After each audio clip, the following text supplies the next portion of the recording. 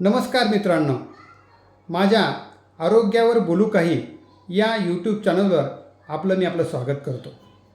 मित्रांनो, मी रोज नवनवीन विषय घेऊन येत असतो. आज या आपल्या यूट्यूब चॅनलवर मी आपल्यासाठी जो विषय घेऊन आलो आहे तो आहे भीती, काळजी आणि चिंता. खरं आपल्या रोजच्या आयुष्यामध्ये या 3 शब्द आपण वेगवेगळ्या पद्धतीने वापरत असतो.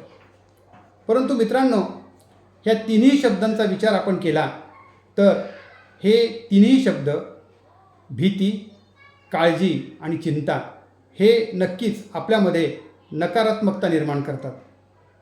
आता भीती म्हणजे काय, काळजी म्हणजे काय आणि चिंता म्हणजे काय? भीतीला आपण फिअर म्हणतो, भय. मराठीमध्ये एक गाणं आहे, भय इथले संपत नाही. खरंच या आपल्या जीवनामध्ये भय कधी संपत नसतं, परंतु हे भय हे अकारण असू शकतं किंवा त्याचा आपण जास्त जर बाऊ केला तर तो आपल्या जीवनामध्ये एक प्रकारची नकारात्मकता निर्माण करतो. काही लोकांना मरणाचं भय असतं, काही लोकांना अपघात होण्याचं भय असतं, काही लोकांना आज आपल्याकडे चोर तर येणार नाहीत ना असं काही भय असतं. म्हणजे मला एक तुम्हाला उदाहरण सांगितलं मी की या प्रकारचं भय आपल्यामध्ये एक प्रकारची निगेटिव्हिटी निर्माण करतं आणि आपल्या जीवनामध्ये पुढे जाण्यासाठी जे प्रयत्न करायचे ते मात्र करता येत नाहीत. त्यामुळे आपल्या मनामध्ये भीती असेल, ती भीती ही सूक्ष्म स्वरूपामध्ये असावी, परंतु ती अधिक आपल्या मनोआरोग्यावर निर्माण करेल अशी प्रकारची भीती आपल्यामध्ये नसावी. जसं मी तुम्हाला सांगितलं की काही लोकांना मरणाची भीती असते. जन्माला आलेला प्रत्येक माणूस हा मरणारच आहे. मग मरणाची भीती बाळगायची काय गरज आहे? एखादी गोष्ट निर्माण झालेली आहे, ती संपणार आहे हे आपल्याला माहीत आहे. हे आपण जर उराशी ठाम बाळगून घेतलं तर मग त्याची भीती बाळगण्यात काय अर्थ?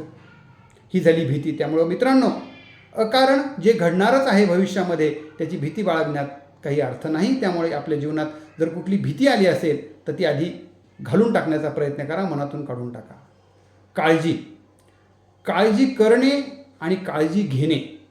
काळजी म्हणजे वरी आणि काळजी घेणे म्हणजे केअर. आपण काळजी नक्कीच घेतली पाहिजे एखादी गोष्ट घडू नये म्हणून. पण आपण जर काळजी करत बसत असू, म्हणजे उपाय न करता सतत याची काळजी कर त्याची काळजी कर, तर ही अकारण काळजी करणे हे एक प्रकारचं माणसाच्या मनामध्ये नकारात्मकता निर्माण करत असते.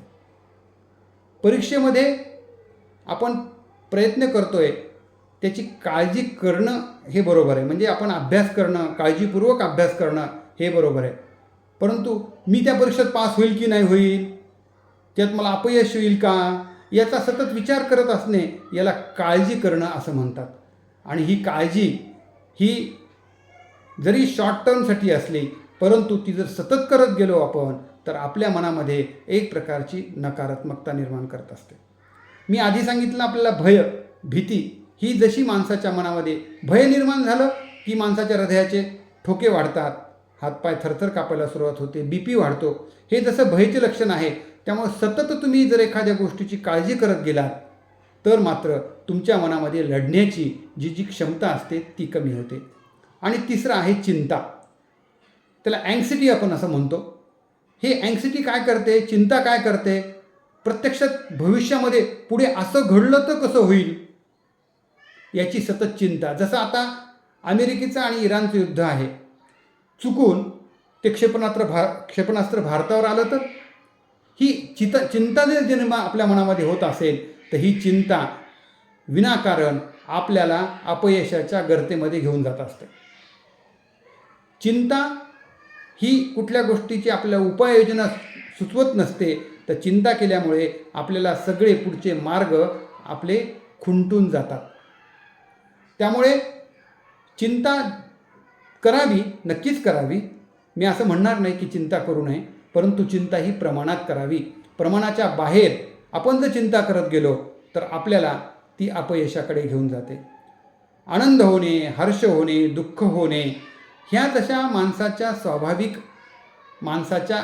स्वभावामध्ये असतात, तसेच चिंता, भय आणि काळजी ह्या तितक्याच स्वाभाविक माणसाच्या भावना आहेत.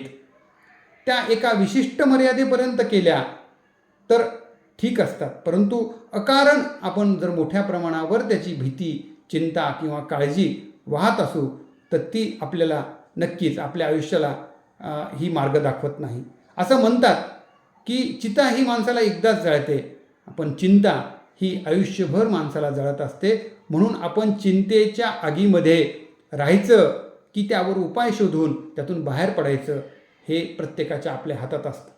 त्यामुळे मित्रांनो, माझ्या आजच्या या व्हिडिओमधून आपल्याला नक्कीच अकारण भीती, अकारण चिंता निर्माण करत असाल किंवा अकारण काळजी करत असाल तर त्यासाठी आपल्याला नक्की त्यातून मार्ग बाहेर मिळाला असेल मी अशी अपेक्षा करतो.